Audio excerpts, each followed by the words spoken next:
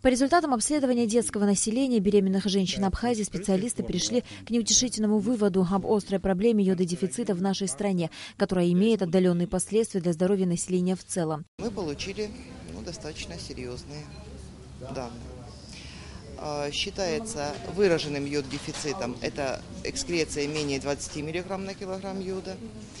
Средним это идет от 20 до 50 и легким от 50 до 100.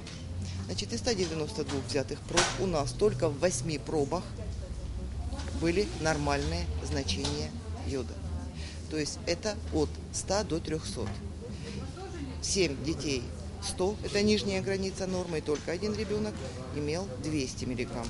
То есть это средняя норма. У нас отмечались даже пробы менее 10 миллиграммов на килограмм. То есть если до 20 считается тяжелой, можете сами расценить, что такое менее 10. Больше всего йододефициту подвержены дети в период полового созревания и беременные женщины. Дети подвержены от 6 до 12 лет и период полового созревания. У них больше потребность к йоду. И поэтому мы сразу в молодом возрасте ведем профилактику йододефицитных состояний, назначаем группу препаратов йода и йодид калия в суточной дозе. И оцениваем функцию щитовидной железы через 1,5-2 года. Если не происходит рецидива, можно только употреблять в пищу йодированную соль. Недостаток йода в организме может привести к различным последствиям для здоровья и развитию йододефицитного состояния. Йод-дефицит организма влияет на все органы и системы. Это на кардиологический, может возникнуть ИБС, аритмия, на гематологию, гипохромная анемия, также выпадение волос, возникновение зоба, нарушение менструального цикла также может привести к бесплодию. Некоторые исследования показали, что заболевания тоже могут привести к заболеванию молочной железы. Между тем, проблема йододефицита актуальна не только в Абхазии, но и во всем мире. И проведение подобной конференции даст свои результаты.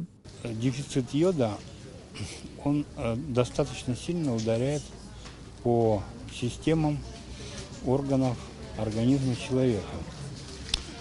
И явно не прибавляет здоровья нашему населению. Поэтому проблема эта актуальная. Она не только у нас, точнее она во всем мире, и у нас тоже присутствует. Специалисты говорят, что если следовать всем принятым в результате исследования выводам, то проблему йододефицита в республике можно легко решить. Очень серьезная проблема с простым решением достаточно. И мне приятно, что сегодня мы собрались, и эта конференция, она посвящена достаточно узкой проблеме.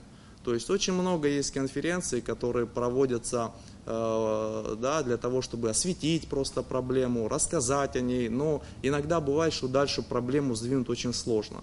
В данном случае это конкретная проблема, очень узкая, специализированная, и очень простое и легкое может быть решение для выхода из этой ситуации. Но для этого надо сделать самое главное, убедить нам не только пациентов и родственников, как оказалось, но и своих коллег в том числе. На научно-практической конференции были обсуждены также последствия, которые может привести нехватка йода в организме.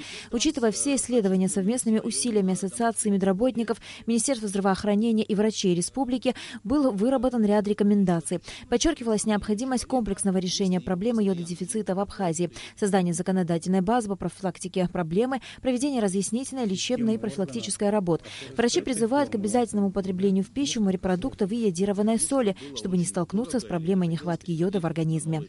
На Алакове, Тимур Гугохия, Абхазское телевидение.